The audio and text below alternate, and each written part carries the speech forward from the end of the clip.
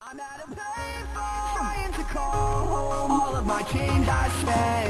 ดีครับวันนี้ผมก็จะมาสอนวิธีการทำสปาเกตตี้ผัดขี้เมาทะเลนะครับแล้ววันนี้ผมมีแขกรับเชิญด้วยเป็นนักชิมฉายาเขาว่าปอนร้อยลิ้นนะครับผมขอเชิญครับผมว่าทำอย่างไรนะครับผมแล้วก็จะชิมอาหารของผมด้วยโอเคเราไปดูส่วนผสมกันดีกว่านะครับว่ามีอะไรบ้างเส้นสปาเกตตี้นะครับแล้วก็ซีอิ๊วขาวน้ำปลานะครับพริกชี้ฟ้าแบบหั่นสลับนะครับแล้วก็พริกขี้หนูสับนะครับแล้วก็พริกไทยอ่อนกระเทียมสับนะครับกุ้งสดนะครับปลาหมึกสดใบกะเพรานะครับเกลือนะครับแล้วก็น้ำตาลนะครับแต่ผมใช้เป็นน้ำเชื่อมนะครับผมโอเคนะครับก็จะมาเริ่มขั้นตอนแรกเลยก็คือการลวกเส้นสปาเกตตี้เชิญเข้ามาดูใกล้ได้ครับนี่ครับก็ใส่เข้าไปผมลืมบอกอย่างหนึ่งให้เส้นมันดีๆก็ต้องใส่เกลือเข้าไปก่อน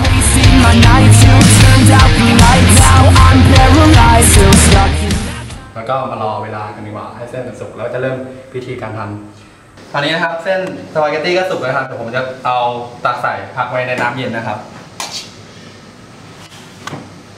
ถือได้ดินะครับผม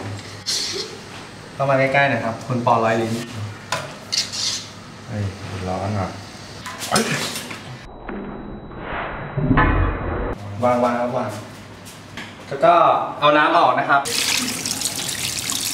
แล้วก็ใส่น้ำมันเพื่อไม่ให้เส้นมันติดกันนะครับตอนนี้ก็จะมาเริ่มการวิธีการทำเลยครับเทมันลงไปอย่างแรกครับใส่กระเทียมช้อนต้องมีครับเพื่อความสะอาดใส่มานะครับพริก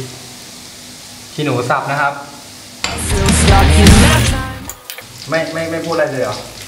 ข้างหน้ารอชิมเริ่มเหลืองแล้วนะครับก็จะใส่นี่เลยกุ้งสดนี่ครับใส่ไปตามด้วยปลาหมึกนิดหน่อยพอครับเปลืองเก็บไว้กินอาทิตย์หน้านะครับก็ผัดนะครับตอนนี้ก็สุกแล้วสีไฟหน่อยนิดนึงก็จะมาใส่พระเอกของงานนะครับคือเส้นสปาเกตตี้นี่ครับก็ใส่แล้วคือวิธีการต่อไปการปรุงรสนะครับซีอิ๊วขาวใส่ไปตามฉบับของคุณผมก็ไม่รู้เป็นกี่ช้อนโต๊ะน้ำปลานะครับใส่ไปนะครับก็ผัดเข้ากันต่อไปน้ำตาลผมใช้น้ำตาลเชื่อมเอาหวานไหมนิดนึงอ๋อชีวิตขาดหวานไม่ได้ต่อไปก็นี่ครับเมล็ด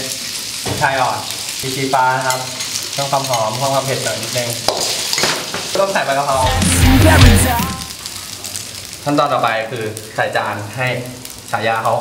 นักชิมก็ใบกะเพรากรอบนะครับโรยหน้าหน่อยนิดนึงที่ผมทอดเตรียมไว้แล้วหยิบเลยนะคือไม่ว่ากันนะครับวันนี้ก็ได้จานนี้ขึ้นมาเป็นสปาเกตตี้ผัดขี้เมาทะเลนะครับเหนื่อยมากวันนี้ก็ครับเชิญชิมครับเดินไปกิน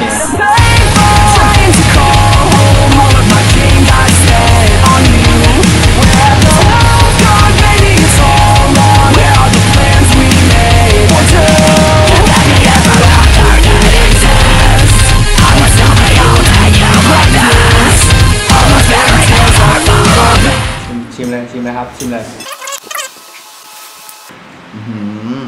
นี่ครับอร่อยมากครับผม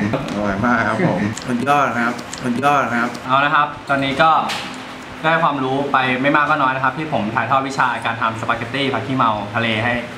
ให้ผู้ชมได้รับชมนะครับก็ตอนนี้ก็ไม่มีอะไรมากแล้วก็หัดไปลองทำกินที่บ้านดูไงก็จบไว้เพียงแค่นี้นะครับสวัสดีครับ